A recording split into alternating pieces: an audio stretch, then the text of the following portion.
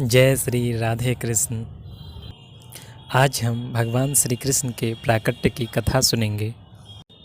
एक बार वासुदेव जी विवाह के बाद अपनी पत्नी देवकी जी के साथ अपने घर चलने के लिए तैयार हुए। माता देवकी के भाई थे कंस। वे उस रथ को खुद ही चला रहे थे जिसमें वासुदेव जी और माता देवकी बैठी थी। रास्ते में अचानक से आकाशवाणी हुई कि अरे मूर्ख, जिसको तू रथ में लिए जा रहा है उसकी 8वीं संतान तुझे मार डालेगी। इतना सुनते ही कंस तलवार निकालकर माता देवकी को मारने के लिए तत्पर हो गया। वासुदेव जी ने उन्हें कई प्रकार से समझाया। फिर अंततः उन्होंने कंस को समझाया कि आपको देवकी से नहीं बल्कि इसके पुत्रों से भय है, इसलिए मैं अपने सभी पुत्र आपको सौंप दूंगा। कंस जानते थे कि वासुदेव जी की बात कभी झूठी नहीं होती, अतः उसने माता देवकी को तब छोड़ दिया। माता देवकी को पहली संतान हुई तो वचनानुसार वासुदेव जी कंस को देने गए। कंस वासुदेव जी के सत्यनिष्ठा पर प्रसन्न हुए और उन्होंने अपने पुत्र को लेकर लौट जाने को कहा। इधर देवर्षि नारद कंस के पास आए और उन्होंने बताया कि दैत्यों के कारण पृथ्वी का भार बढ़ गया है और इस कारण उनके वध की तैयारी की जा रही है। इसके बाद कंस ने माता देवकी और वासुदेव जी को बेड़ियों में जकड़ कर कारागार में डाल दिया। उनसे जो जो पुत्र हुए सबको मारता गया। जब भगवान के अंश शेषनाग के जन्म का समय आया तब भगवान ने योगमाया को आदेश दिया वह माता देवकी के गर्भ को वासुदेव जी की पत्नी रोहिणी के गर्भ में स्थानांतरित कर दे, जो व्रज में नंद बाबा के साथ गोकुल में निवास करती है, तथा साथ ही योगमाया को माँ यशोदा के गर्भ से जन्म लेने को कहा। योगमाया ने ऐसा ही किया। इसके बाद भगवान वासुदेव जी के मन में अपने समस्त कलाओं के साथ भगवान प्रकट हो गए। वासुदेव जी का तेज सूर्य के समान तेजस्वी हो गया। माता देवकी ने गर्भ धारण किया। माता देवकी के शरीर की कांति से पूरा कारागार जगमगाने लगा। उनके मुख पर पवित्र मुस्कान थी। कंस उसे देखते ही मन कहने लगा कि इस बार अवश्य ही भगवान विष्णु ने गर्भ में प्रवेश किया है। इसके बाद भगवान शंकर, ब्रह्मा जी समेत समस्त देवता और नारदादि ऋषि बंदीगृह में आए और भगवान की स्तुति करने लगे। सब ने सुमधुर वचनों से श्री हरि की इस प्रकार स्तुति की। प्रभु, आप सत्य संकल्प हैं। सत्य ही आपकी प्राप्ति का श्रेष्ठ साधन है। सृष्टि के पूर्व, प्रलय के पश्चात और संसार की स्थिति के समय इन असत्य अवस्थाओं में भी आप सत्य हैं। पृथ्वी, जल, तेज, वायु और आकाश, इन 5 दृश्यमान सत्यों के आप ही कारण हैं और उनमें अंतर्यामी रूप से विराजमान भी हैं। आप इस दृश्यमान जगत के परमार्थ स्वरूप हैं। आप ही मधुर वाणी और समदर्शन के प्रवर्तक हैं। भगवान, आप तो बस सत्य स्वरूप ही हैं। हम सब आपकी शरण में आए हैं। यह संसार क्या है? एक सनातन वृक्ष। इस वृक्ष का आश्रय है एक प्रकृति। इसके 2 फल हैं, सुख और दुख।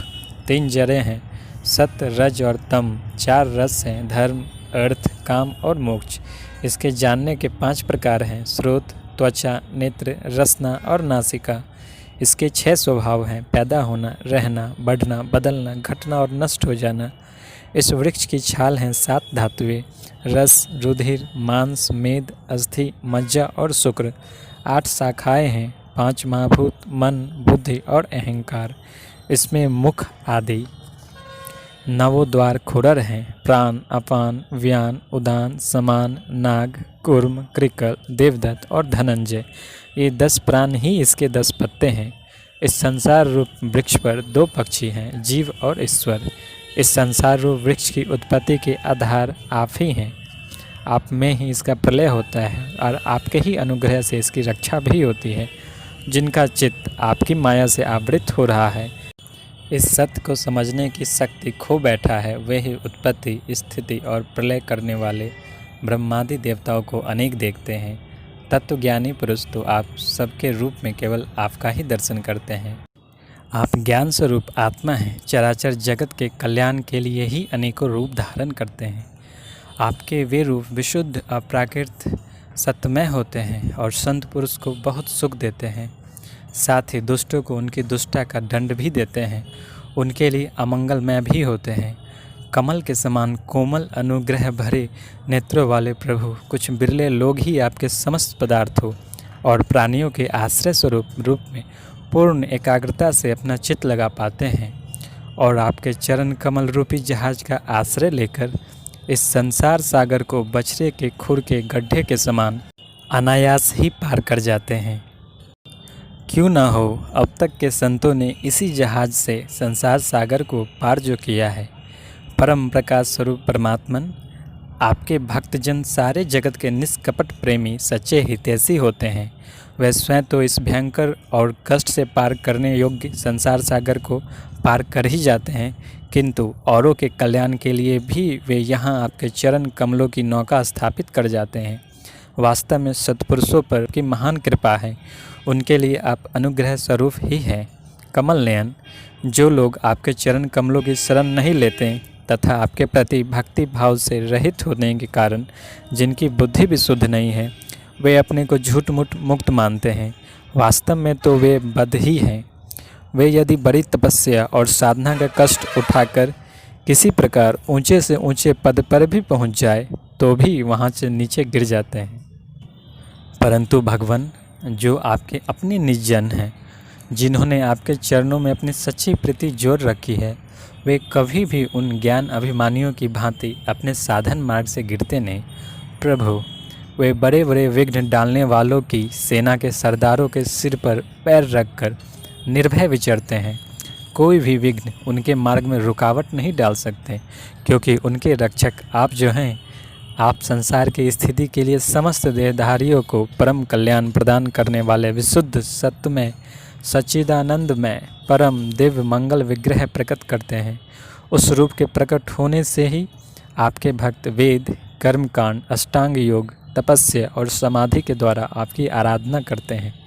बिना किसी आश्रय के वे किसकी आराधना करेंगे? प्रभु, आप सबके विधाता हैं। यदि आपका यह विशुद्ध सत्य निज स्वरूप न हो तो अज्ञान और उसके द्वारा होने वाले भेदभाव को नष्ट करने वाला अप्रोक्ष ज्ञान ही किसी को न हो। जगत में दिखने वाले तीनों गुण आपके हैं और आपके द्वारा ही प्रकाशित होते हैं, यह सत्य है। परंतु इन गुणों की प्रकाशक वृत्तियों से आपके स्वरूप का केवल अनुमान ही होता है, वास्तविक स्वरूप का साक्षात्कार नहीं होता। आपके स्वरूप का साक्षात्कार तो आपके इस विशुद्ध सत्यमय स्वरूप की सेवा करने पर आपकी कृपा से ही होता है। भगवान, मन और वेदवाणी के द्वारा केवल आपके स्वरूप का अनुमान मात्र होता है, क्योंकि आप उनके द्वारा दृश्य नहीं, उनके साक्षी हैं। इसलिए आपके गुण, जन्म और कर्म आदि के द्वारा आपके नाम और रूप का निरूपण नहीं किया जा सकता। फिर भी प्रभु, आपके भक्तजन उपासना आदि क्रिया योगों के द्वारा आपका साक्षात्कार तो करते ही हैं। जो पुरुष आपके मंगलमय नामों और रूपों का श्रवण, कीर्तन, स्मरण और ध्यान करता है और आपके चरण कमलों की सेवा में ही अपना चित्त लगाए रहता है, उसे फिर जन्म मृत्यु रूप संसार के चक्र में नहीं आना पड़ता। संपूर्ण दुखों के हरने वाले भगवान, आप सर्वेश्वर हैं। यह पृथ्वी तो आपका चरण कमल ही है। आपके अवतार से इसका भार दूर हो गया। धन्य है प्रभु। हमारे लिए बड़े सौभाग्य की बात है कि हम लोग आपके सुंदर सुंदर चिन्हों से युक्त चरण कमलों के द्वारा विभूषित पृथ्वी को देखेंगे और स्वर्गलोक को भी आपकी कृपा से कृतार्थ देखेंगे। प्रभु, आप अजन्मा हैं। यदि आपके जन्म के कारण के संबंध में हम कोई तर्क न करें तो यही कह सकते हैं कि यह आपका एक लीला विनोद है। ऐसा कहने का कारण यह है कि आप तो द्वैत से लैस से रहित सर्वाधिष्ठान स्वरूप हैं और इस जगत की उत्पत्ति, स्थिति तथा प्रलय अज्ञान के द्वारा आप में ही आरोपित हैं। प्रभु, आपने जैसे अनेकों बार मत्स्य, हैग्रीव, कच्छप, नृसिंह, वराह, हंस, राम, परशुराम और वामन अवतार धारण करके हम लोगों की और तीनों लोगों की रक्षा की है, वैसे ही आप इस बार भी पृथ्वी का भार हरण कीजिए। यदुनंदन, हम आपके चरणों में वंदना करते हैं।